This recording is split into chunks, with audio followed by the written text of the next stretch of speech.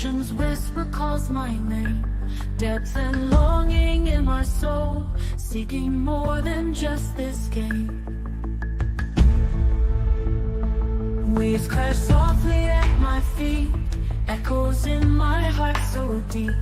Eyes on horizon far and true, longing for a love so steep. Deep calls to deep inside of me, where the sky meets endless sea. Heartbeats blend with ocean's roar, seeking depth I can't ignore.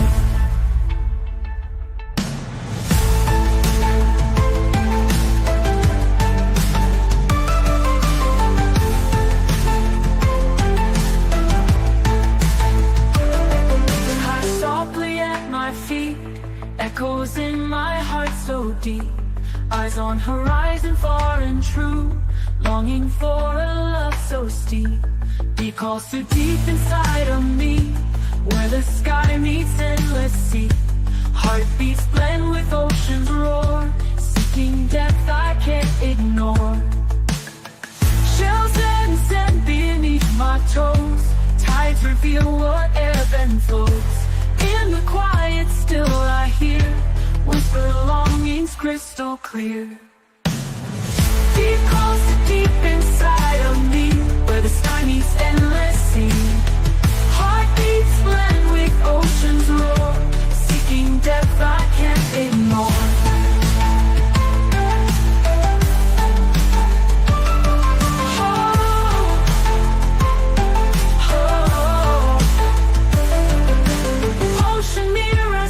Desire, burning with the holy fire. Depth of love beyond all dreams, in the vastness it redeems.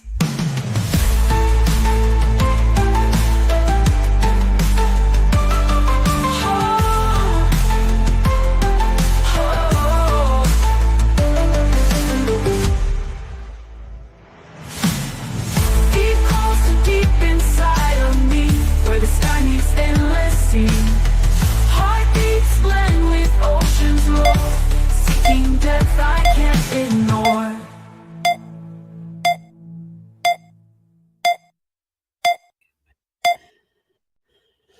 All right. Hey, everybody. Welcome to When Deep Calls Deep.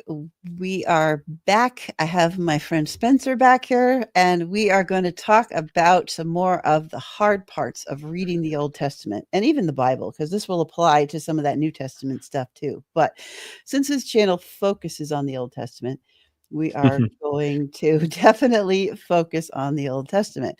So, Spencer, for anybody who's joining us or watching this later who hasn't seen you on here before or doesn't know who you are, but just introduce yourself briefly. Sure. So my name is Spencer Owen. I am a licensed professional counselor out of Colorado. And in my practice, I work primarily with people who have experienced trauma of various kinds. But I do kind of specialize in people who have experienced spiritual trauma and religious abuse or other just general church hurt. And so because I started working in that field and I realized there was enough of a need, enough of a audience, sadly enough, for people who are navigating through that, horrific experience, I decided I wanted to start a podcast that would kind of expand the reach and get some of the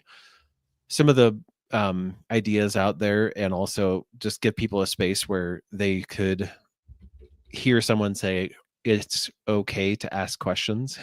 It's okay to be grossed out and disgusted by some of these things, and just to start to wrestle with them in a lot more of a careful and sensitive and trauma-informed way. And so that's why I started my podcast, The Trauma-Informed Church Kid. So we're just wrapping up season 1. I've got about 5 more episodes or so. And then we'll take a break, and then we'll dive in on season 2. So I know I've really enjoyed your podcast, and as I've had some great conversations about some of this stuff. So, I'm really it's always fun to talk to somebody else who not only is a huge Bible nerd and loves Hebrew Yes. almost as much, Oh if yeah. not maybe more than I do, which is Yeah. amazing. But also loves to bring in the fact that some of us have a history of being harmed by some of this, Right. stuff. Hmm. So Hmm. I also want to help make the Old Testament and the Hebrew Bible and Hebrew accessible to people. So Hmm. I'm really happy to always happy to have you with us here, Spencer. Yeah, sure. Um, Actually, the next 2 episodes I'm going to be doing are a lot of like Hebrew Bible word studies. mhm. Although, I mean, a very expansive word study, not just like a very simplistic one. But yeah, so when you talk about someone who loves the Hebrew as almost as much as you do, yeah, I strap in because there's going to be a lot of nerdery coming at you. So I love it. That's always fun. Um, and speaking of that, I wanted to start in a kind of in a different place than we normally would. But okay. I had a thought that as I was talking to some other friends of ours about some perspectives of different things, and we got to talking about the process of humility Hmm. and Okay. how that can if we, and I want to be very careful with the language here because these are very loaded terminologies, but in our discussion we were talking about the difference between humility and humiliation, and Mm. we started as we were talking all of that through, got to the place where we were like, okay, humiliation in and of itself is really a neutral. It's how we react to the event Mm. that really Mhm. kind of determines where that goes. And so we were talking about like in in in the sense, so going back to the tree of life and how you've got Tav and you've got Ra. And so Mhm. it could be the choice that leads to life or the choice that leads to death. And it's how we incline our reaction to humiliation that can bring humility or it can bring shame. It brings life or it brings death. Like, and that's kind of where, the whole idea started. And then I realized that a lot of that, when you take that back to this idea, because both humility and humiliation without any emotional baggage on them really are about being seen, being for some reason being seen, being exposed, and how there's a lot of comfort in that idea, but there's also a lot of vulnerability there. Hmm. And Okay. it's not done in a place that is surrounded by the understanding and the perspective that everything in the Hebrew Bible comes from a God who is this loving, hesed, long-suffering, merciful God that doesn't Mhm. bring in anything harmful, that all of those things in there, it just is that being seen by God is is the thing that brings life. But to us, when we Yeah. have shame, feels to us like the thing that brings death. So Yeah. That's what I was thinking about when you were talking about humiliation is mhm, how one person can, or sorry, two people can experience the same event and experience it mhm, very, very differently, based on their own sense of like personal strength and confidence and center of identity, but also based on a lot of other just life factors. Where very often people, like one person will. Oh, actually, I kind of have a good example from my own life where, um, I mean, when I'm working with my daughter and trying to correct some of her behavior, I've had to like work on cueing her by saying, okay, this is feedback. And when I give her mhm, feedback, it kind of cues a whole sequence in her brain going, okay, I'm not in trouble. I don't need to be afraid of this. Like, I don't need to be defensive or push back. I can just take it and go, okay, and, do differently next time. So it doesn't rise up all the humiliation of like feeling mhm. like you're put on the spot, like you're being criticized, like you're being, condemned in some way. Um, and so, yeah, it's just really interesting to me how different people will experience the exact same thing. One person has humiliation and how dare they and how awful are they, and the other person can experience the same thing and go, yeah, I screwed up, or I could have done that better, and I need to Mhm. to shift. So yeah, it's really fascinating. It is. And I think because one of the main things we see in the prophets, especially Isaiah, is the master at this. When you see the imagery of almonds and almond trees, the word Mm. for almond in Hebrew is almost exactly the same for the word to be seen. And so Isaiah is using a word play there. Whenever you see Hmm. almond or almond tree, it is to remind you that God sees, God is watching, God sees everything. He's seeing the good, he's seeing Uh-huh. the bad, he's seeing the Okay. ugly, he's seeing the salvation, he's seeing the healing, he's seeing the condemnation, like he's seeing all of it. So Hmm. Isaiah is very much about being seen on every possible level. And I was just thinking about that yesterday as this, the vulnerability that goes with that, because we cannot hide Yeah. anything to God from God. Right. And it goes back to, Genesis 3 and Adam and Eve. They were Mm. seen and they Mhm. understood when they took and ate before they were ready. They got the full understanding of being seen, and they Yeah. weren't ready for it. And so Yeah. then They that hid. all of that happens. And they They didn't yes, want to be seen. They didn't right. want to be seen because they realized they were naked, which Mhm. is, symbolic on multiple layers, both the literal and several figural layers as well.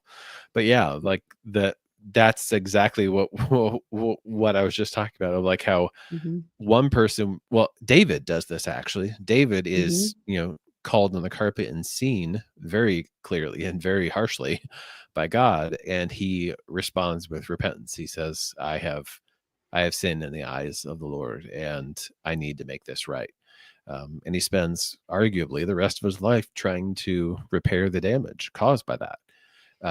Compared to Adam and Eve, who, when they realize they're naked, they go hide. So yeah. Yeah. Which gets into when we get into some of these, harder parts to read. For some of us, the fact that we are seen and we are vulnerable, we have a reaction depending on our interaction with these texts, with the theology, with people who have used them for death instead of for Yeah. life. That Right. can be that vulnerability we have interacting with scripture can be very, very difficult.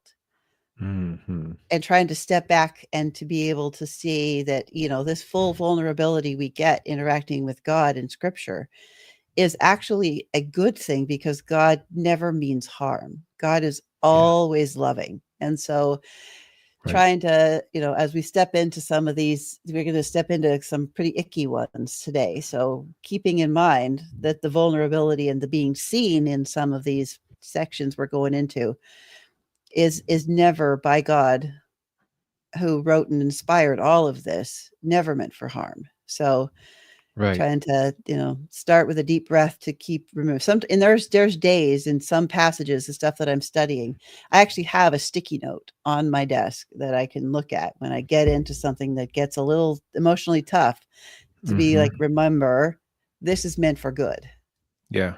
because of that Yeah, very I thing. I really like the way that you portrayed that, to say that like being seen is a moment of vulnerability, Mhm. which, I mean, as we all know, is very contextual. So like, for example, in my work as a counselor, I work very hard at helping people feel seen, but I do that, and that can be a very raw and exposing experience. um but obviously I have to do that with a lot of care and concern, and I have to build the rapport and build the trust and those kind of things. But and I mean, like, the same thing happens in families where people Mhm. feel like, I can be seen by this person, they get me, and or in friendships, and that's all wonderful until it feels like that gets leveraged against us in some way that hurts and causes Mhm. harm. So yeah, I would certainly just echo your admonition that just because people have that reaction of like, ugh, of recoil to some of these texts, which is valid and Mhm. understandable given the experience, given the nature of the text, given, so many other Mhm. things. It's real, and I think that that's part of why God put them in sacred inspired scripture, is to give us that experience and give us a chance to reflect on, why do I feel that way, and what can I do about it? And is the answer to run away from the one who is making me feel exposed, or is the answer to run toward them? And yeah, that's very scary and hard, but I think it's also important, and yeah, needs to be done. So we're gonna, keeping all that in mind, we're gonna jump right in, and this is what, I wanted to go back to Ezekiel. We kind of we briefly touched on that last time, but I really wanted to circle back around to it because Ezekiel is so important to understanding a lot of what's going on in the New Testament, and it's important to understand the a lot of imagery that's also happening with like the book of Revelation, and when Jesus is talking about what's happening with him, and on Ezekiel's just really important. And Yeah. 36 and 37 are the gospel explained before they knew who Jesus was. I mean, there's a lot of gospel imagery going on there, but to get to 36 and 37, you have to get through 16 through 24. And those chapters are so rough, difficult to read for anyone. But if you come out of a context of abuse or severe unfaithfulness, or all kinds of very troubling theology, these can be impossible to read. I know I couldn't read them for a while, and I actually had to, in prophets class, go through them with the guy who was teaching the professor for that class, and have him explain a lot of what was going on. And then heard this fantastic paper at a conference called Evangelical Theological Society back in November, and a lady wrote a paper on this very chapter in 16 and talked about some more of the imagery, and that totally made it make sense. And so now, even though it's really difficult, to me now it's some of my favorite chapters in the book. Wow. So wow. I love, 36 and 37 are still my favorite, but this is my second favorite chunk of the book of Ezekiel, which is, and I don't want to read it because I don't want to, stop and go back and read that on your own time when you're comfortable and when you're ready. And it's a lot to read. So we don't want to do that. But basically what's happening when you go through this chapter is the portrayal of an unfaithful wife, to the point of it goes beyond unfaithfulness. This gets into you getting into sexual addiction. You're getting into a prostitute who is paying customers instead of being paid. I mean, there is a lot of really, really gritty stuff, and the Hebrew is pornographic. Some of it. It is so honest. And then you get to chapter 24, and you're just, God is standing there saying, I have to let her die. It literally kills Israel. And you're just, and that is like, that's God's chosen one that he loves, pulled out, and he kills her like that. It just has to let her be killed by the nations around. It wasn't God killing. Let me clarify that. It was, in the death of the hands of the other nations. Right. But just hands her over and stands back and lets it happen. And you're just like, how in the world am I supposed to trust God when he just killed his first love? Like, it is really, really, really tough stuff. So I want to, before because you and I kind of talked a little bit about where I'm going with this too. So before we jump in really deeply into that, I want to kind of just, Spencer, kind of talk us about the emotional load here, and as we get more into talking about this section directly. Yeah. Oh boy. The emotional load here is immense. It's very, frankly, frightening. Because I know a lot of times people will have experience, especially with someone who is like a narcissist or Mhm. emotionally manipulative or abusive in some way, and they will do a lot of things where they will say, "Well, I'm doing this because I love you." Like, you really realize this is just for your own good, right? And I just want to acknowledge how hard and how legitimate that repulsion can be. Mhm. How hard it is to hear a text of scripture saying, where God says, "Look, I'm doing this thing that hurts you, and I'm doing it to actually help you, to bring." So, like you were talking, for example, about Ezekiel 36 and 37. Ezekiel 36 talks about God taking out their heart and putting in a new heart instead. Mhm. And Ezekiel 37 has a valley of dry bones that become resurrected. So, like, it's the images of going into death and being in death is very real. And I just want to I just want to sit with and acknowledge that it's okay to be shaken by that. Mhm. It's okay to be Mhm. very uncomfortable. And frankly, that's the reason why the language gets so literally pornographic at times. And at other Mhm. times, it's just so like shocking and assaults the senses, because it is trying to shake people out of their complacency and Mhm. help them realize that, like, that their pattern of interacting with their husband, who, by the way, is fully good. So, like, whenever we say husband, it's very easy just to Mhm. slot in there, like, our mental image, either of, Right.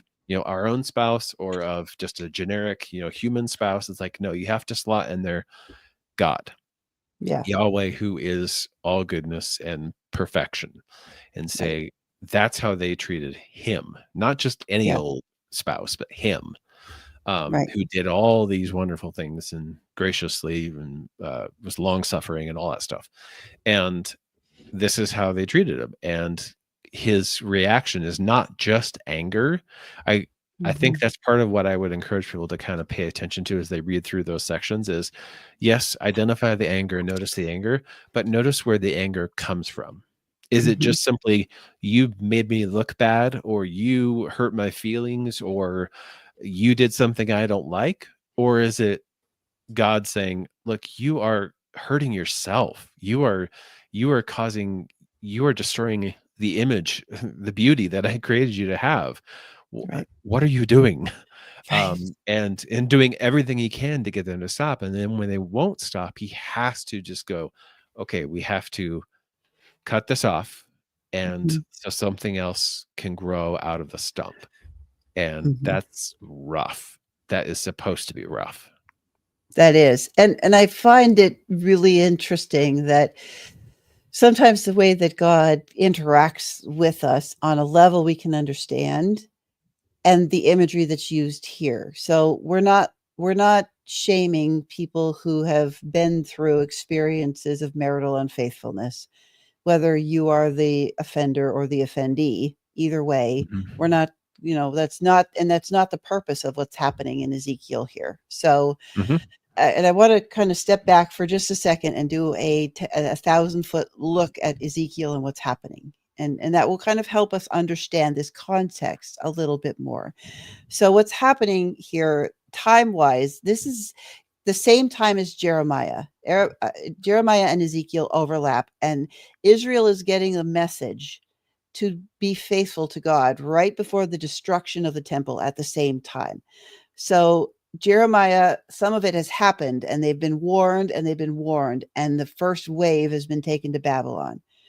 So you've got this group that's been taken out into the beginning of the Babylonian exile, and Ezekiel is part of that crew with, and then there's, oh, we won't get into that because that gets it confused and muddied. But so you've got Ezekiel is sitting in exile, and this is happening in his 30th year, and Ezekiel was supposed to be the high priest.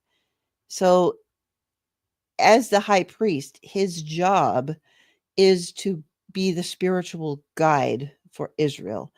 And you see a lot of, interestingly, out of the prophets, Isaiah and Jeremiah are more saturated in what's happening in Deuteronomy, and Ezekiel is more focused on Leviticus because Ezekiel was a priest, and he would have, his job was the keeper of the law, of the, you know, of the Torah, of making sure that the day of the Lord happened, Day of Atonement, sorry. It's been one of those days. The Day of Atonement happens. He's got to keep everything running. He's got to keep, you know, all of the rituals, the cleansings. He's supposed to keep track of all that stuff. And now he has been violently removed and put into exile in a context that isn't his, watching the warnings of Moses and the, you know, prophecies of Moses in Deuteronomy 30 he's living through these. Mm-hmm. And so he is living through the I can't even imagine the context that Ezekiel is living in. I just have no framework for it at all. But Ezekiel is doing this thing, and this paper I heard at ETS, she put this so beautifully. She was talking about this as a metaphor of lament. And so, you know, for those of us who have either lived through in a secondary way, like like if our parents were divorced, or those of us who've lived through marital unfaithfulness, you know, that is the most personal, vulnerable, painful experience really that you can kind of go through. That hits us on a whole nother level than a lot of other things. And so I think part of God's use and Ezekiel's use of this language here, and she was talking about this, is expressing the lament, the grief, the anger, the trying to process the most painful thing he can imagine. And the way that is going to connect across time is through this idea of marital unfaithfulness, because that is one of the most wounding things you can go through, I think. So, Spencer, what do you think about that? Yes. Oh my gosh. I do both a marriage like communication class and marriage enrichment program at my church, and I also do couples counseling. And whenever we have a couple who comes into the church and they say, you know, hey, we're looking for some help, and they say there's some infidelity, there's some you know, unfaithfulness that has happened, then they immediately go, okay, let's get you a referral to a counselor, which is good. I mean, I think it's important for a church to kind of know their to stick to the brief, basically. But yeah, and that's because the relational rift, the trust, the ability to be vulnerable. I mean that in a very physical, naked sense, and I mean that in a very spiritual, relational sense. The ability to be open and exposed with someone who has, Mm-hmm. you know, done that is very, very, very hard, and that's why it takes a lot of time. It takes patience. It takes long suffering. It takes mercy. It takes grace. It takes all those things for healing to happen. It can happen, but it also is just so devastating. And very often, like when I work with couples who have experienced that, I tell them there really is no going back anymore. Right. And I mean, I know it's really blunt, and that can feel very frightening for a lot of marriages, but I usually tell them, like, from this point forward, the marriage is different. And what we're trying to do is not to rebuild like what was. We're trying to put something new together out of the ashes of what has been. Which is exactly what's happening in this chunk from 16 to 24. I mean, he has to let Israel, the covenant, all of it die to bring up the new one. Mm-hmm. That resets, is like a total reset of the relationship between God and Israel.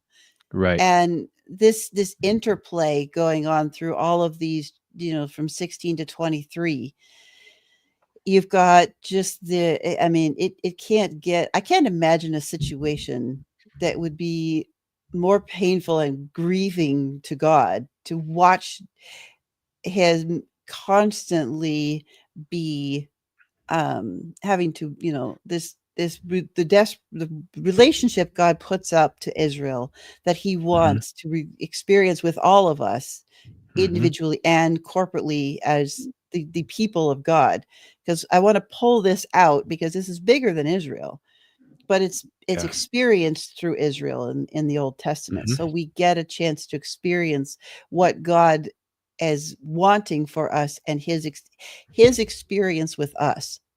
Mhm. That, Yep. you know, the fact that God put up with this for as long as he did, I can't even imagine, because they didn't get out of day one of the covenant in Exodus 18, and Israel blew it. I mean, and so Right. we've had, hundreds of years of this. And if you Mhm. can go all the way back to Adam and Eve. So we've had a couple thousand years or more of God watching all of this. I mean, you just go back and, the rest of Genesis, there's a Mhm. bunch of nonsense in Exodus. Numbers was a disaster of a road Mhm. trip. Deuteronomy, Moses is like, listen, you all are a bunch of fools. Don't do this. You've got the whole, Mhm. Joshua is paired with Judges. So you've watching God do his part of the covenant, and the disaster that happens that Israel doesn't. Like, it is this broad brush that's outside of just Ezekiel 16 to 24. But this is God's grieving, because here we are. I told you in Deuteronomy 30, this is where you were going to end up. Right. And Ezekiel is not only expressing his grief and Israel's grief, but God's grief as well. So you're getting Yeah. all of these layers and levels of Mhm. pain and anger and betrayal and sadness and longing. And even in all that, Spencer, we're seeing this thread of the longing of restoration. Even Yes. in all of this, God is Yes. still saying, I want to bring you back. Yeah, and I think that's a really, really important distinction where God's saying, I want to bring you back. So we get to, and I mean, like Jeremiah, I think it's Jeremiah. Well, I know it's Isaiah 50, and I can't remember the exact one from Jeremiah where it talks about God giving his people a certificate of divorce and sending her away. And yes, that is there. But then, we also have Hosea where he says, "How can I give you up? Mhm. Like my Mhm. my bowels, my compassion is stirred within me. There's just no way that I can possibly give you up because I love you that much. And as much as you have played the harlot and treated me this way and gone, astray and done all these wicked, horrible things, there's no way that I can possibly let you go." Now, Mhm. when we get to Ezekiel 37 and we see that valley of dry bones, it's really important to remember that this is the resurrection of Mhm. Israel. And so that's one of the reasons why I really like, and I've seen that like Andrew Rivera has picked up on this and used this terminology. But rather than talking about the new covenant as if it's like Mhm. brand new, as if like God Mhm. sent away the old bride and married somebody else, it's much more like God saying, "All right, I sent away the old bride. Things have, and she has kind of, gone down into the dust, and now I'm going to bring her back up. Mhm. Not somebody else, not somebody new, not somebody who's better or who's prettier or anything like that. Right. Like I can't let her go, and I have to Mhm. bring her back. And so I think that's really, really important.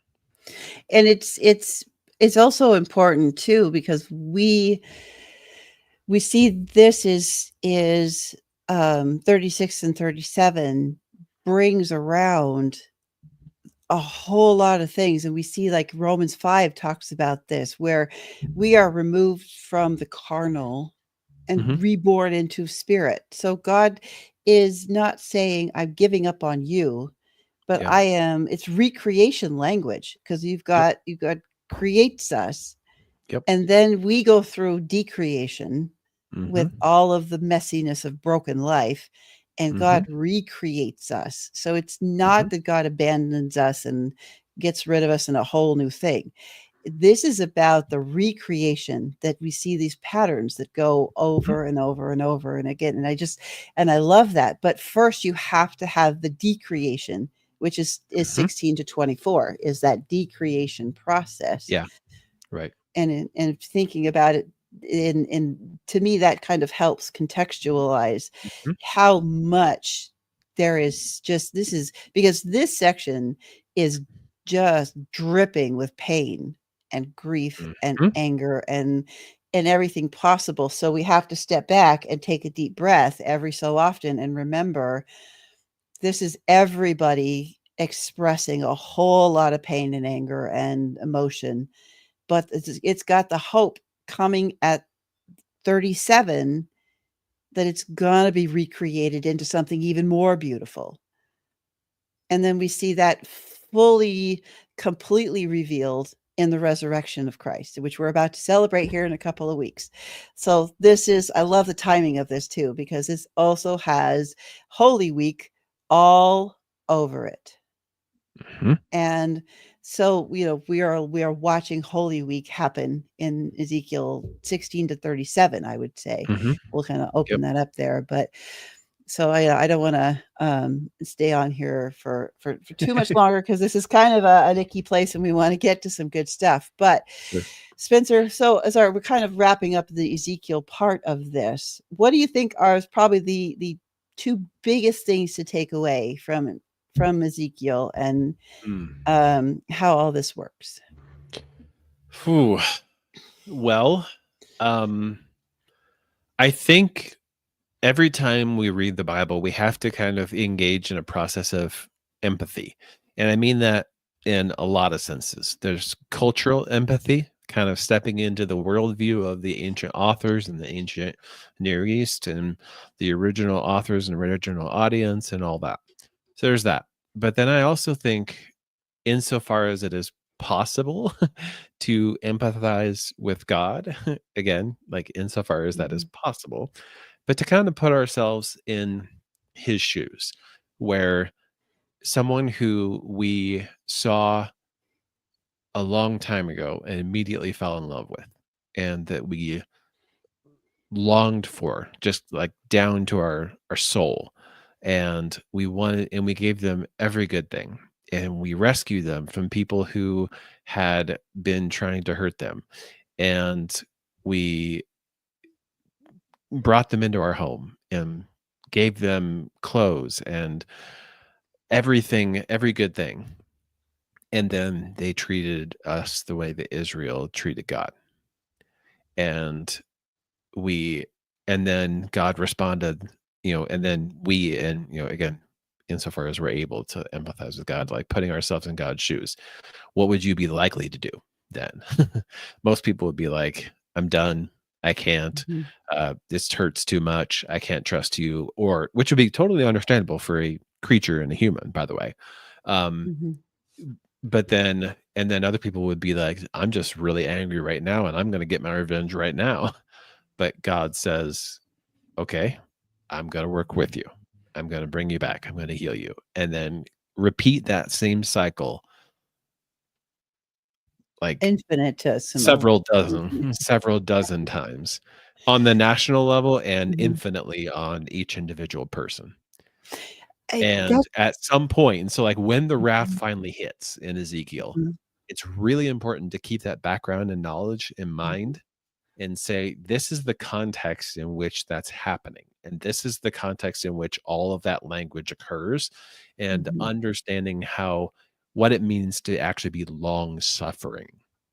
So, That just it's staggering to me thinking about it because I hadn't, uh, taken that one step further to think about, like, you're experiencing and we think about it on these, personal levels and national levels and all these different levels that God has experienced, but just think about the how many times God goes through this with a single person in their lifetime, and then magnify that by every life ever on the planet in all of the time of human existence. Just the grief that God goes through and still came yep, down as a person yep, to bring yep, us back permanently forever. right. Like, it's staggering to me that Mhm, I mean, Hesed is it gets bigger all of the time. The word Hesed, mhm, it gets mhm, translated as long-suffering love of God, but mhm. it takes 20 minutes to explain, and this is why. Like, you Yeah, just take yeah, people to yeah. this, you know. Because yeah. Yeah, so I think a lot of times when people hear like in I think it's First John where it says God is love, and yeah, and then we start going down the Greek rabbit hole and going it's agape, and here's what agape Mhm. means. And I'm not saying that's wrong or a bad way to approach it, but that also isn't the context that John had in his head as a Mhm. Jewish person writing the epistle. What he had in his head when he thought of God as love, he thought of chesed. I said, He mhm. thought of that depth of just I okay, I don't want to say this in a way that like makes God sound dependent on creatures, but insofar as I mean, with that caveat in there, like I can't live without you. Again, Mhm. with that caveat thrown in there. Um and yeah, I think it's really, really important to remember that all that stuff that God does, he does out of love. Mhm. And not just where we say the word love and we really mean something else. Because that happens a lot where people just kind of say, "Oh yeah, well, God did all these things out of love, and so it's really okay, right?" It's like, no, because there's nothing loving about what's happening here. But it's the kind of love that puts up with pain after pain after pain after loss after loss after betrayal after betrayal after betrayal. Right. That kind of love. And love that is so much to the extent of like, I cannot it's not I'm going to do this to you to like hurt you. It's I'm going to do this to you because this is the only way that you can be made into exactly who I made you to be. And Yeah. when that happens, you will be satisfied. You will be happy. You will be full. You will be filled. You will be so much better than feel so much better than you do now. Um, and yeah, it's very raw and very real. I mean, Mhm. I work with I've had a conversation with one of my clients regularly over the last week or so about involuntarily committing one of their close family members, Mhm. and they're wrestling with I don't want to do this, but I also know it's the only thing that's going to help, and I don't know what to do, and all of that stuff. And it's ugly, it's messy, it's raw, it's painful, and I think Ezekiel shows us that. Mhm. Yeah, it's one of these this is why I love Ezekiel, because you just see the heart of God so Yeah. bared out if you learn how to read it. If you don't get stuck in, the short readings that, when we don't talk about how to interact with this and trying to understand the fullness of God, because we'll never get there here. But, it amazes me the amount that God can absorb from us, on Yes. a whole lot of things, which takes us into transitioning into some things in Psalms. And I wanted to Mhm. start one of my favorite places that is another one of those really misunderstood areas is this big fancy word called imprecatory psalms, and they're imprecatory prayers. And, people think I'm just weird because I like the weird stuff and I like the hard stuff. But I think for me, it really is this place that we see how God wants us to cope and how to interact with him. And that, so for people who don't know what imprecatory psalm is, let's stop and kind of let's define that for a second. And imprecatory psalms contain prayers that have curses in them against Mhm. enemies. So these are those parts, like in Psalm, there's about a dozen of them. Psalm 5 is one of them. Give ear to my words, O Lord, consider my groaning, give attention to my cry. And so these are when you get into things like smite my enemies. There's a lot of prayers for vindication, for Mhm. what looks like payback. They tried to kill me, Mhm. so wipe them off the face of the earth. Let them Yep. be put to shame and dishonor them, which is even worse than killing them in this cultural context. Like, Mhm. you're reading this and you're just like, this is in the Bible, Spencer. This is in Yeah. the Bible. This Yeah. is like, Yeah. what is happening here? Am I Yeah. supposed to, next time, somebody cuts me off in traffic, is it okay for me to pray that, they're gonna like curse them or something? Right. Like Uh-huh. what is happening here? But so Spencer, let's just talk about Oh this. Like, boy. what causes Yes. imprecatory prayer? Why do we get Uh, here to the place where we need yeah. these in the first place? Yeah. Oh boy.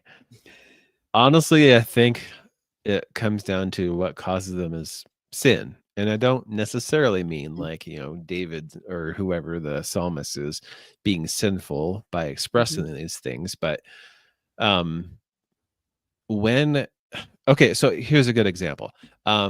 Psalm 137, I believe it is. Yes, Psalm 137 is the one where uh, whoever the psalmist is, off the top of my head, I can't remember it, pronounces a blessing on anyone who will snatch up a Babylonian baby and mhm.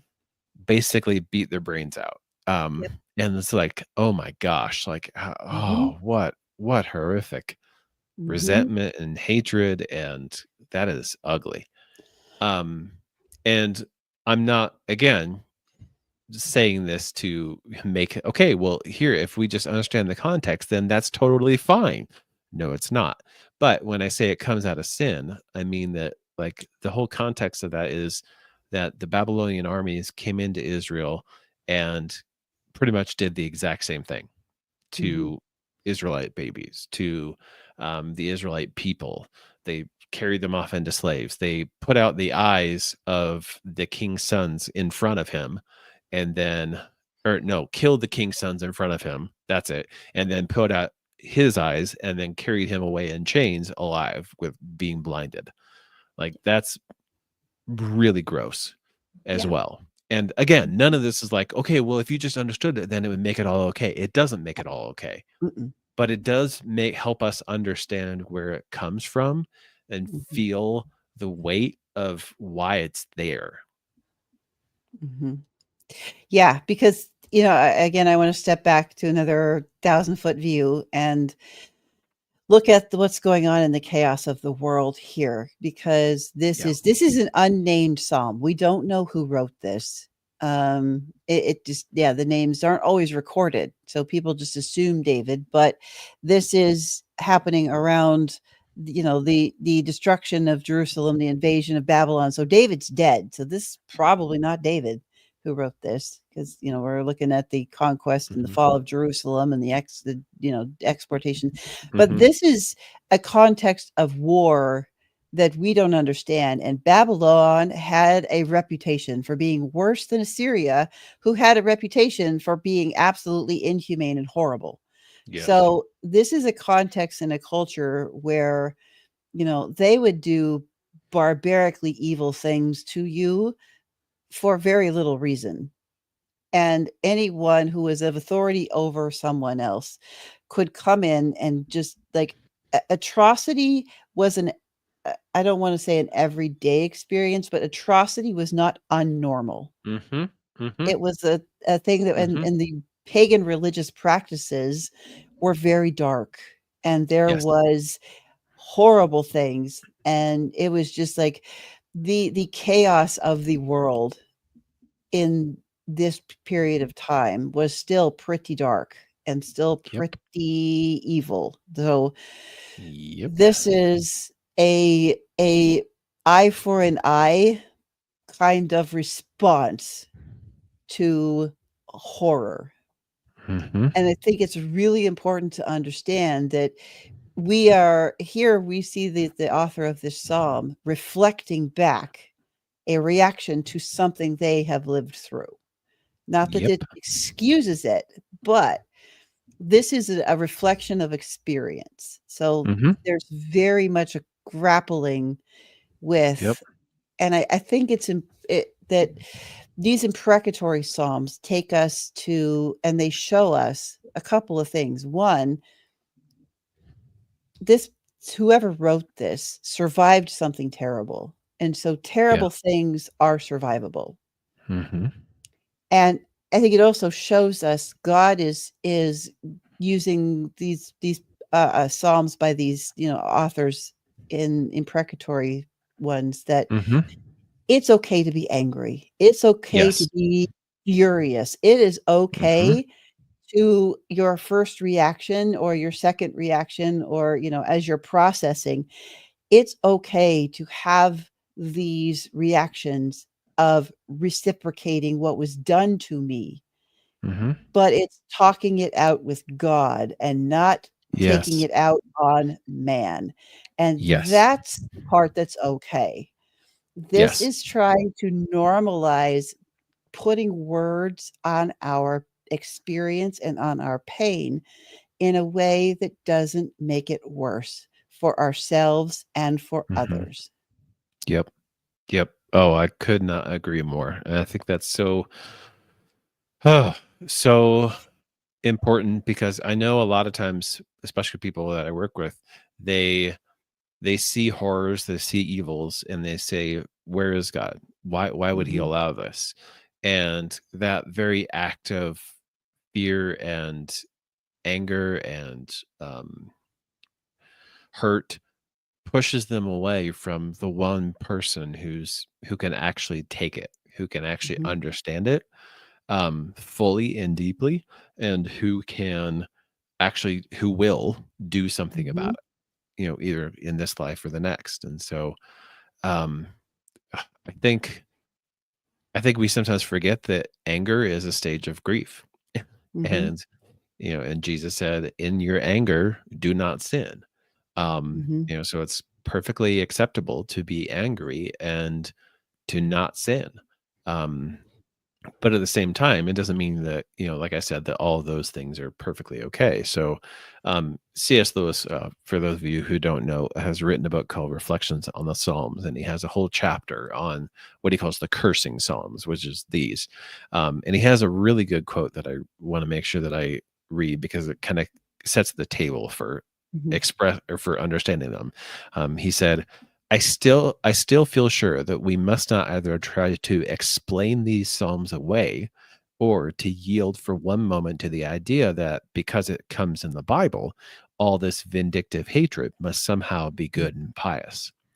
We must face both facts squarely. The hatred is there, festering, gloating, undisguised.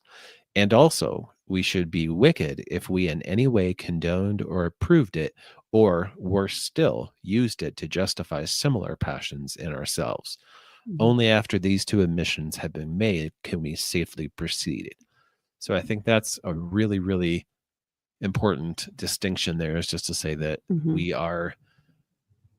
we are getting a glimpse into someone just broken and shattered and hurting. And that is valuable, but not necessarily something to emulate.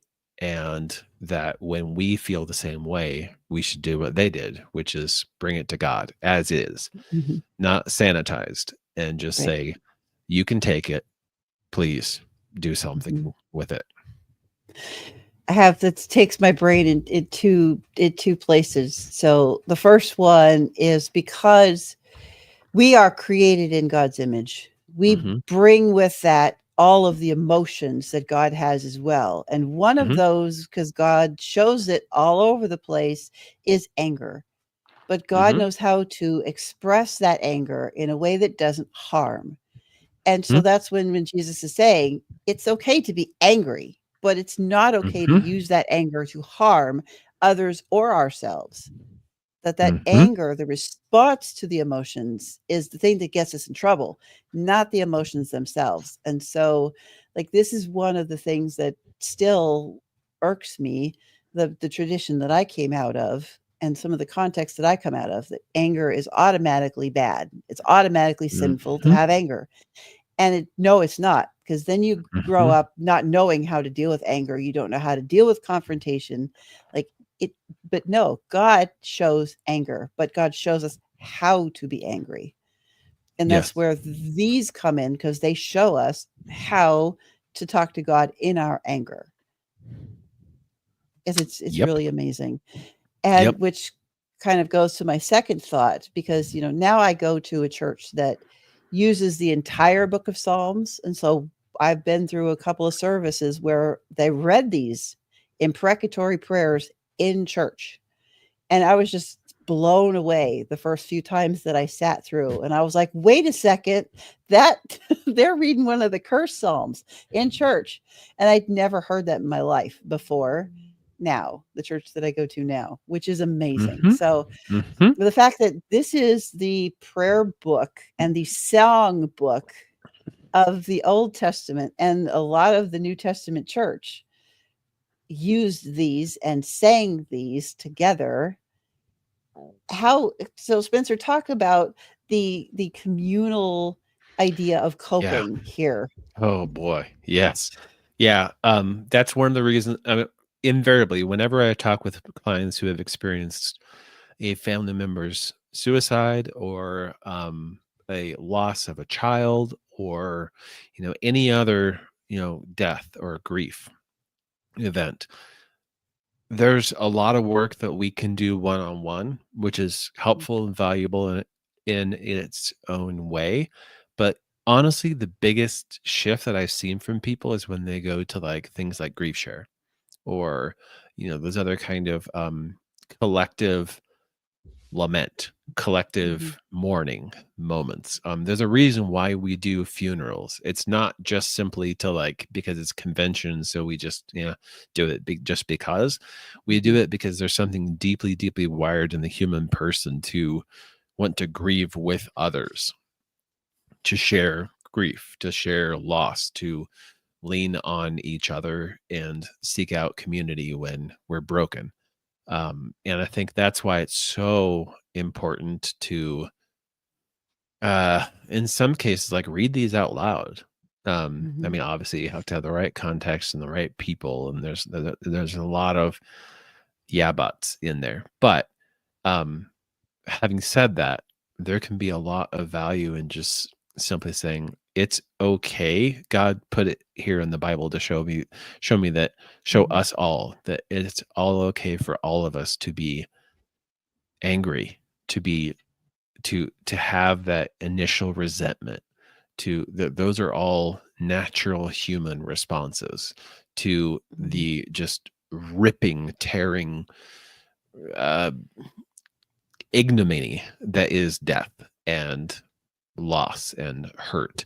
Like that, our pain shows us that none of this was by design. None of this was intended. None of this was what God wanted or created. It is all the creation of, us rebellious spiritual beings and, various other, rational agents that we are responsible for that. And we need to grieve our role in that, both before and after. And we need to, work together with like-minded people to not get sucked into and lost in that anger and grief, so that we sin along the way. And we need to come together with other people to be able to fight against that, to make sure it doesn't happen any further if we can help it. And all together we are grieving with and celebrating with and longing for the day when with the saints in who have gone on before us, who are in heaven. And that's why Revelation has the saints underneath the altar saying, "How long, O Lord?" Hey, remember, our deaths? Like we should probably do something about that. Yeah. So I think the Bible as a whole presents us with a picture of a process of communal grieving and being angry and hurt together. And that's how a big part of how we heal.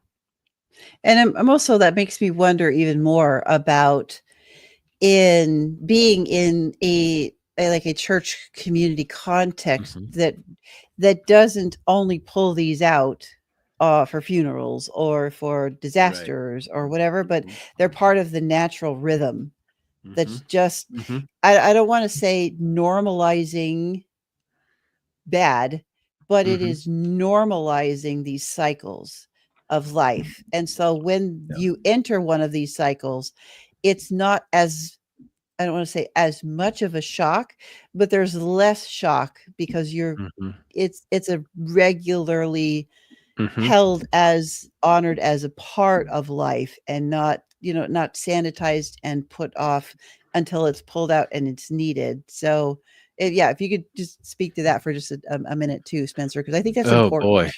Yeah, it definitely is. I mean, part of that is that was what God told us to do, or God told Israel to do way back in Leviticus. That's why there is that national day of mourning with Yom Kippur. That's why, and there's several other, festal feast days, and as well as fasting days to afflict your souls and to remember that. And God says in Isaiah, that's exactly what he wants. He wants us um to be together as a community, and not just simply going as individuals going, "Oh, I'm so sorry I've sinned," or "I'm so sorry that this has happened to me, woe is me," but to come together and say, we really need to repent of the ways that we have participated in the damage that's been caused, and we need to work together to, where one person is weak, two or three others lift them up. And that's super important. But I think one of the things that I'm yeah, you're right, because I'm struggling with the normalized word too, Right. because I mean, on the one hand, we should never become comfortable with death. Like, it should always Right. feel like a ripping, a tearing. But at the same time, we shouldn't be shocked by it either. Mhm. And I think sometimes our reaction of like, why, God? Really, if we really sit down in our more reasoned, careful moments and we think about that, we think it, I mean, really honestly, it both reflects a real truth that is absolutely valid of why, Mhm. but it also reflects a little bit of a oversimplistic view of things. It's like, well, we know why. Right. And it's okay to say this is why. And when we come together and remind ourselves of that on the regular instead of just Mhm. only when bad things happen, it I mean, from a psychological standpoint, it does what's called priming. It kind of Mhm. cues our brain to expect this thing to Mhm. happen. And so, it hits us less horribly when it does happen.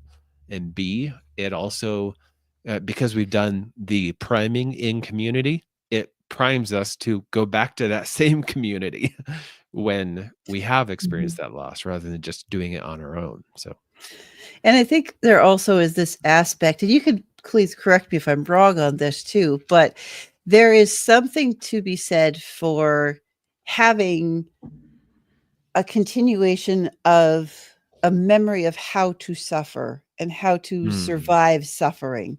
That wow. suffering, it's that it is survivable.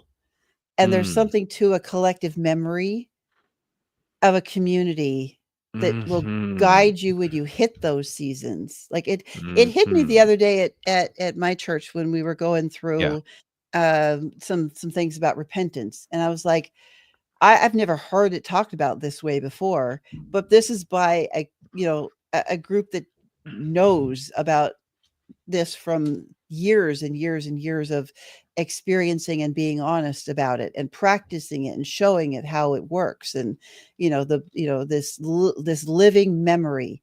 And so I'm wondering about the living memory of how to Mm, suffer and how to suffer well and how to survive suffering that comes from carrying these things as not only pulled out for these special little niche things, but that it's an mhm, undertone, you know what I'm saying? Like an under theme that mhm. is constantly reminded. Ooh, wow. That is really, really good.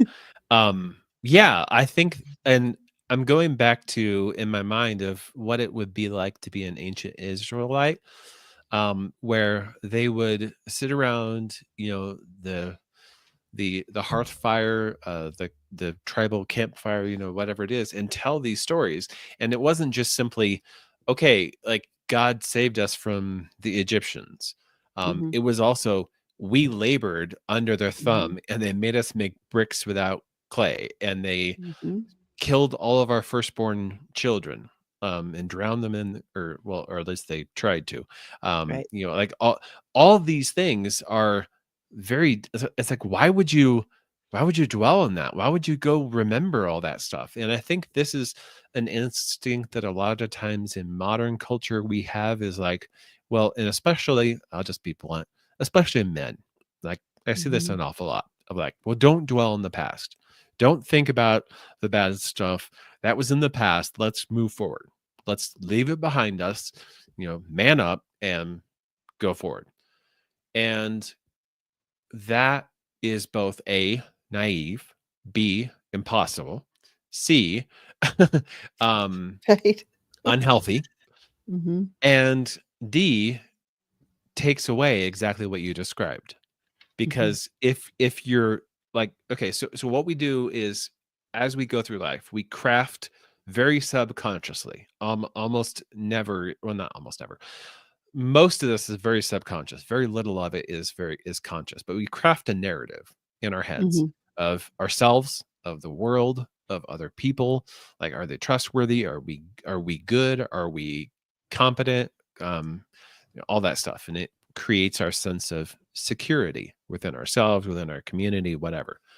And when we hit that narrative, um because it is so unconscious, um, that's one of the values of being taught, that those times where we struggled and overcame, or struggled and went Mhm. through, because soaking ourselves in that narrative gives us a chance to be able to rewrite that kind of mental narrative that we have Mhm. of ourselves, of other people, of our culture, of all those things.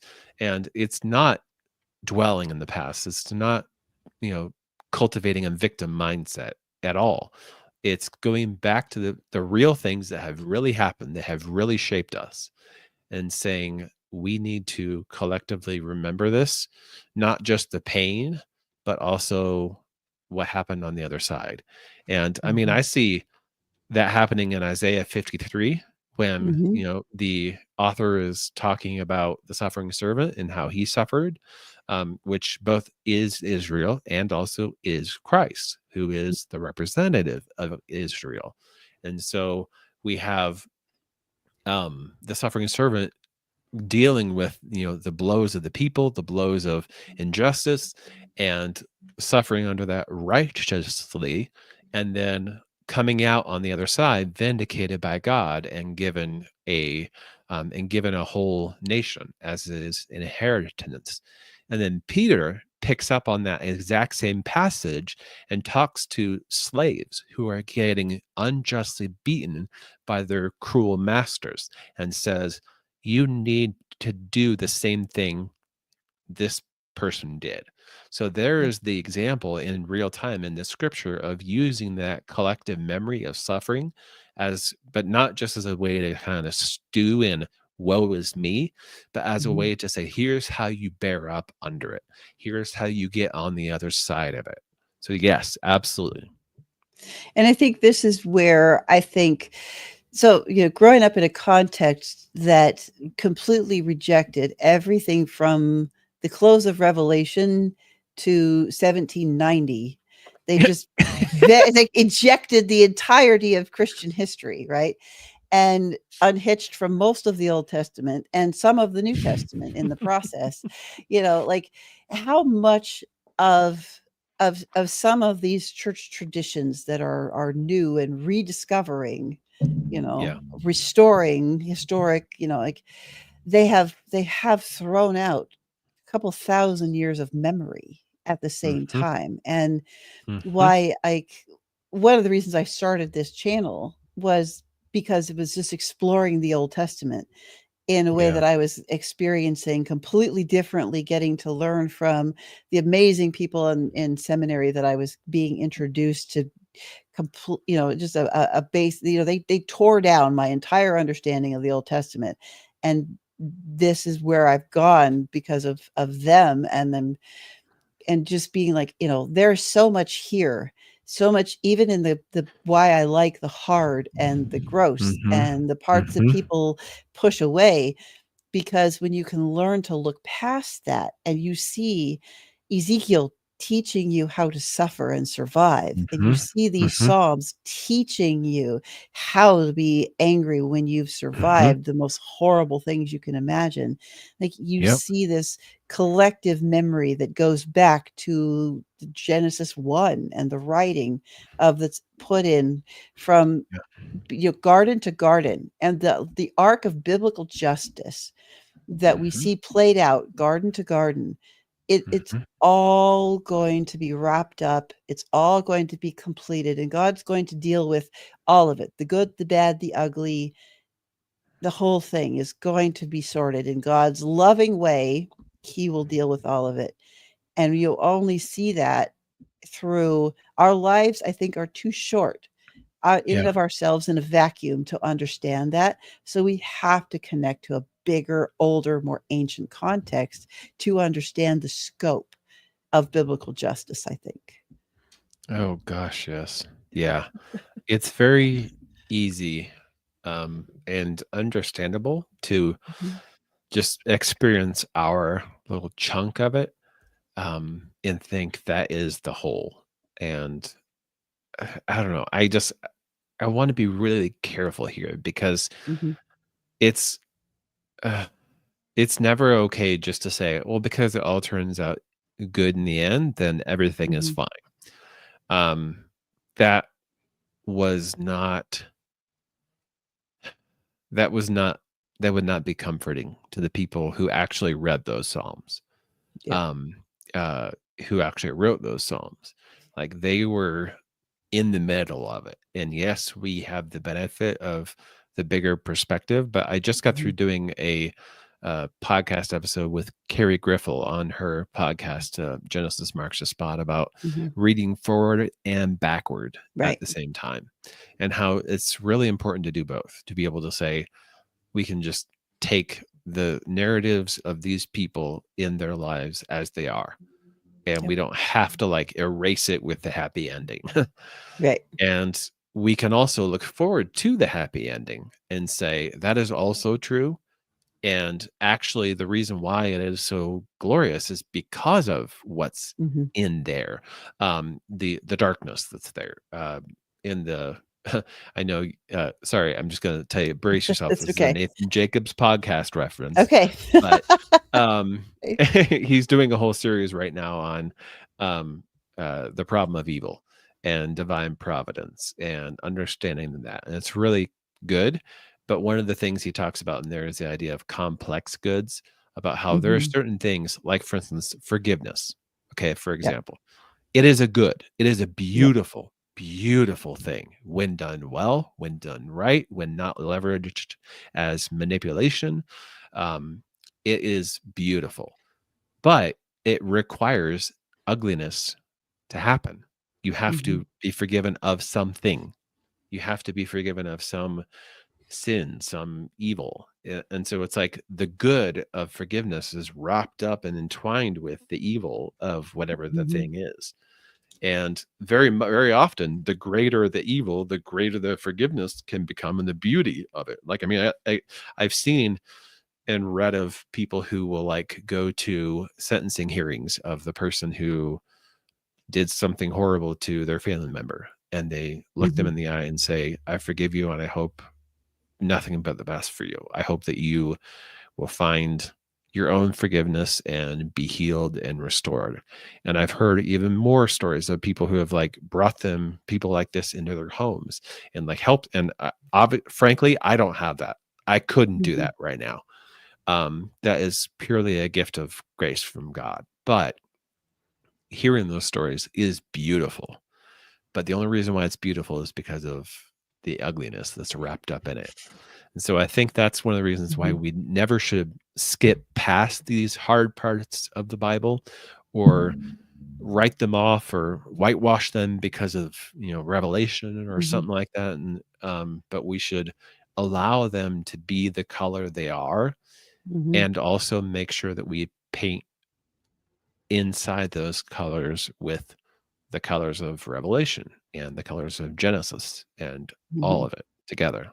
So which takes us back right around to where we started about being seen Yep. and being fully Yep. seen, because that's what all of this is really about. It's about fully Mhm. seeing the entire experience, Yeah. because it's, again, growing up in a context where the bad was either not allowed or skipped over it to the good part as fast as possible.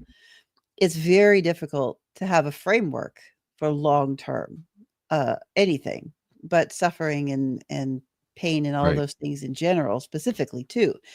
So I think that being seen, and the fact that God sees all of it, the good, the bad, the ugly, in a way that Mhm. his response is chesed, is loving, long suffering, mercy.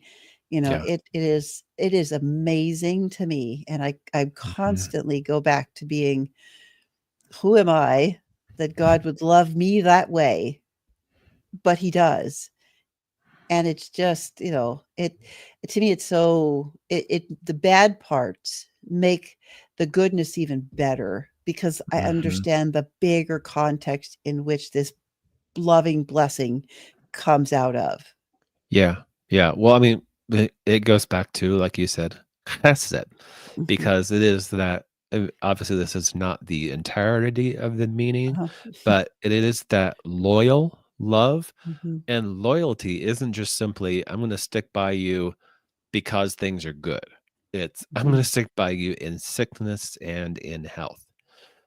Like there's something really beautiful about a person sitting next to someone's bedside and holding their hand and helping them through debilitating illness, or Mhm. cooking their meals every morning because they can't anymore, or whatever it is. I'm not saying that makes it like, okay, it really is just beautiful if you just look at it Mhm. right. No, it's ugly Mhm. and beautiful at the Mhm. same time. And I think that's just kind of my ultimate admonition with people when we talk about um encountering the hard parts of the Bible. And I love what you said about it being seen. Like it's there so that God can tell us, I see you. I see Mhm. the times that you experience, you know, everything, whether it's, Mhm. being slandered by other people, sexual assault, um, being unjustly uh, condemned and Mhm. drugged through the town square and killed for all to see Mhm. and laugh at and make fun of. He's like, I see you. Because, first of all, I did that. I went through that. Mhm. And secondly, like, I never left you for a moment. So I know that this is all happening to you and I see that. But it's not just like that he sees us. I think he also Mhm. wants us to see him. Now, not in the same way. There's not that driving need to be seen that we have, but Right. he wants us. He desires for us to see him, to see his heart. That's what revelation actually is. Mhm. The word revelation, not the book, is unveiling of showing of God saying, look, let me get vulnerable for a second. Take off all the things that are in between us and just show you who I am. This is my heart. Mhm. This is who I am. And I'm going to give it to you, and I know full well that you will trample all over it many, Mhm. many times. But I want you to see how much I love you. I want you to Right. see what my chesed, even in the middle of your unfaithfulness. And I think that's the difference, that when you kind of come to understand that God wants experiential relationship with us, Yeah. not just waving once a week on your way by. Like, it's, God is in it for the long haul. The Yeah. good, the bad, the ugly. He sees all of it, and he wants to be in all of it with us. There's a book coming Mhm. out in September. It was co-authored by AJ Svuda and NJ Gupta. That's going to be coming out. Spencer, you're going to love this. It's called The Theology of Slow. And it just talks Ooh. about that we are meant to simmer in God. Mm. And Mm.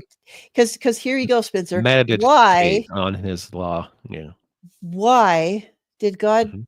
tell the story of creation in 7 days? Ooh, yeah. Why?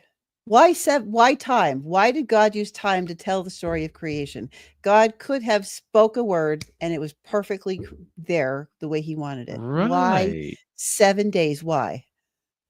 Huh. Huh. That makes a lot of sense. And that also connects back to the traditional Mhm, reading of Adam and Eve in the mhm, garden as not being mhm, like perfectly formed and ready to mhm, go, out of the box, so to speak, mhm, but of being immature and mhm, needing to be matured, mhm, needing to grow into mhm. the full flowering tree that they were designed to be, rather than just him going, done. Now you're good. Well, and Wow. I never keeping that thought of in that. mind, like, Mhm. keeping that in mind, Spencer, the first day that I make a new friend, is that a mature relationship? No. Mm-mm. Mm-mm. We need Mhm. time. Relationship with Mhm. God takes time, and Yep. God sets up everything to build in. That's why the theology of slow is just I got to hear 2 lectures at a spring conference from the seminary that I'm at by AJ Svuda talking about this. So I got to get a preview 3 hours of him talking about this whole concept. Blew my mind, completely changed the way I looked at Genesis. I had to go back to Genesis 1 again and retranslate it again because I was like, there's reasons here's that God uses seasons and cycles, and the ancient mind understood seasons and Wow. cycles because it's time. Yeah. It needs to marinate. You need to Huh. sit in it. You gotta relationships are not instantly in fully intimate. You just Huh. they're not. And so God is showing us this takes time, and I'm in it for time. Like, And that also speaks a lot to, and I'm just speaking off the top of my head here, but this feels to me like it speaks a lot to a question that I get an awful lot, which is why did Jesus wait so long to mhm, become incarnate? Like you go millennia yep. with the whole process of Israel and all that stuff. And Mhm, it's like, why? Like if the whole point is just, well, we got an Adam sin and death problem. We just need someone to mhm. die. So let's just go ahead and get it over with. Like literally it could happen in Genesis 4. Like why the rest Right. of it? Well, maybe because that's not the main point. Right. We need time, and God was waiting Yes. for Yes. time to be Yes. ready and Yes. humans to be Yes. ready, like, Yes. and Yes. why Spencer is Christ not come back yet? Yeah, Maybe the right. time we're not ready because Mhm. we Mhm. haven't learned from the time in relationship yet for whatever Mhm. reason on whatever Mhm. levels. We haven't Mhm. been slow enough. Right. Right. Like, it Yeah. just it Yeah. yeah, this whole thing That blew this concept just blew my mind. gosh, that is such a cool thing that I will have to meditate and marinate on. Yep. Because yeah, there's all kinds of layers and potential meaning there. And you're right. I will Mhm. definitely try to find that book. It comes out Unfortunately, in my September, yeah. oh my goodness, my TBR pile is so I know. stinking huge. Well, Oh boy. it isn't released yet until it's coming out in September, so it's not even out Okay. yet. We got the preview lecture from at the conference that I got to go Yeah. to. So it was just like, "Hey, I got this book coming out. We wrote this. This is gonna blow your mind." And I was like, "Uh-huh." Mm. And then I was like, "Uh-huh. Yep. Totally Yep, blew my that'll mind. do it. Yep. Yep, that'll do it." Yeah, and it was interesting because this guy, Yeah. AJ Svuda is he teaches at Bushnell, which is actually just down the road from me. It's not that far. But, to listen to someone who is a prominent, somewhat, and Mhm. NJ Gupta is pretty well known, scholars talk about the fact that maybe Yeah. Protestants got it wrong getting rid of catechism type process of bringing people into church, Yep. because cultivating that relationship and introducing people to Christ and to this process of spiritual disciplines and sanctification might need some time and some coaching. And I was like, that's amazing that Protestant traditions are starting to go, maybe we messed up there. Like that. Yes. Yeah. Yes. It was Yeah. amazing. Maybe Wow. God told his people to do that for a good reason. And maybe it was more than just simply to say, see, you really can't do it anyway, which doesn't make a lick of sense. Sorry. Okay, this is a whole other rabbit trail. I'm not going to go there. Right. But the whole idea of time and relationship, Yes. which is how Yes. these the Bible's meant to be experienced repeatedly in slow in relationship, that every time this is one of the things that my first Hebrew professor, Dr. Kutz, and when he started talking about this, I was kind of chuckling over there because my grandfather was a dairy research scientist. So I grew up around dairy cows, right? That's my early childhood context is I was told, because I barely vaguely have a fleeting memory of this, of at 2.5 hanging on to the chain of a cow and helping pull and helping calve a cow at 2.5. So that's one of my very, very, very early memories is this process. And I grew up, with everything that entails.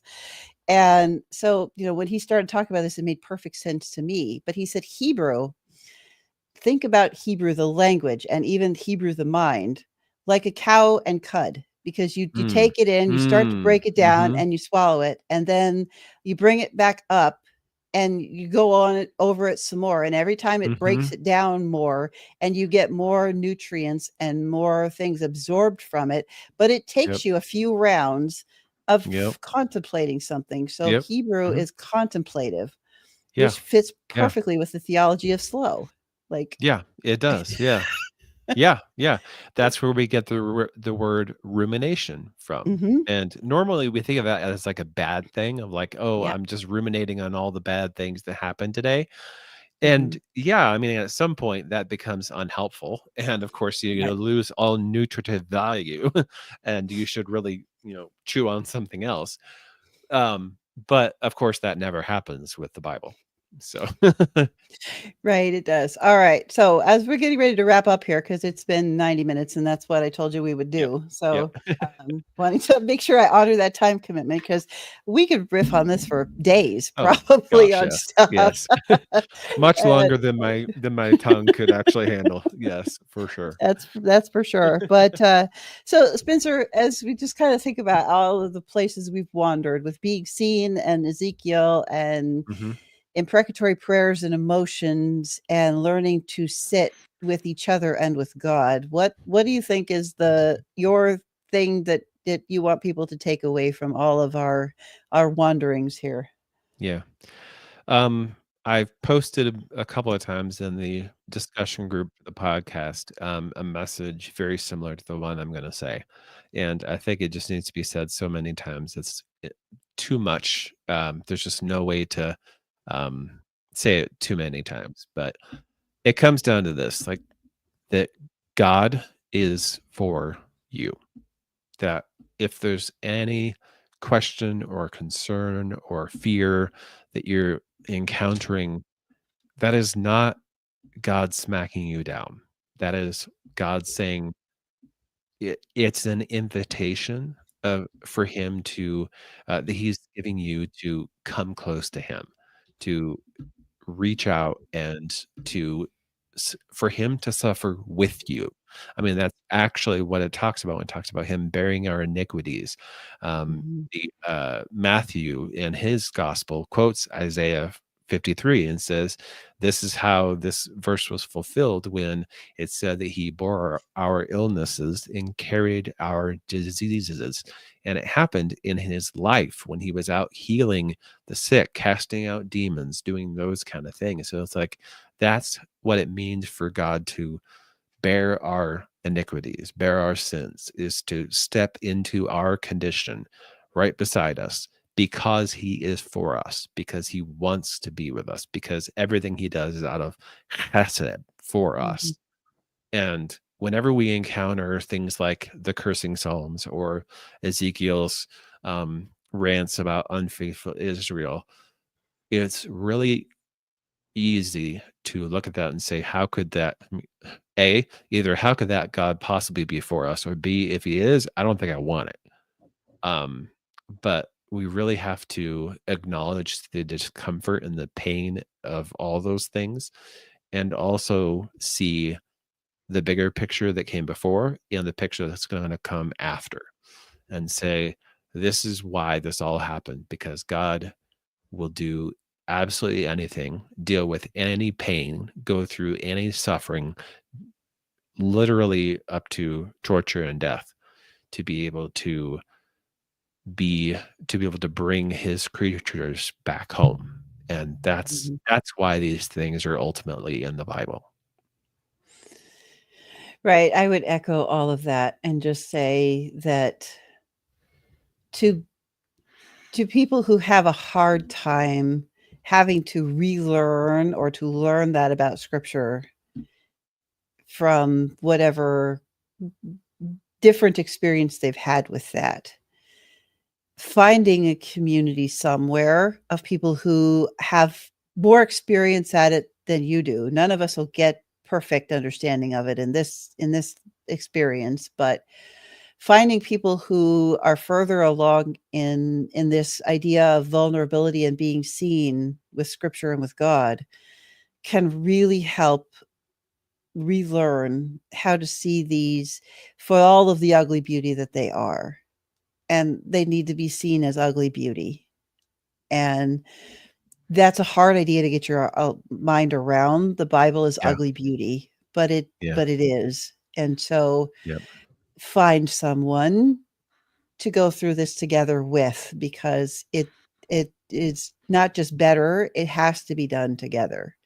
So find some people who can do this as a group, and you will end up, I think, not only being able to be more seen by God and to see God more, but also it creates that vulnerability as a community, and together as a community, you start to build that memory, that collective memory that we need so desperately, that we've lost and I think in a lot of our modern context here. So Spencer, thank you so much for coming back. It's always a pleasure to have you here. Thank you. Thank you very much.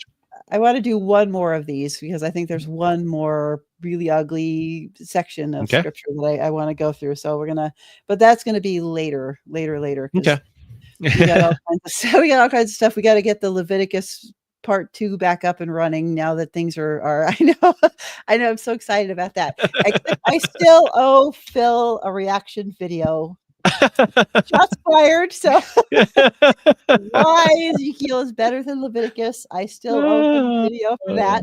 Boy. It's gonna be fun. So Spencer, you mentioned you're wrapping up season 1. What else is happening on your podcast?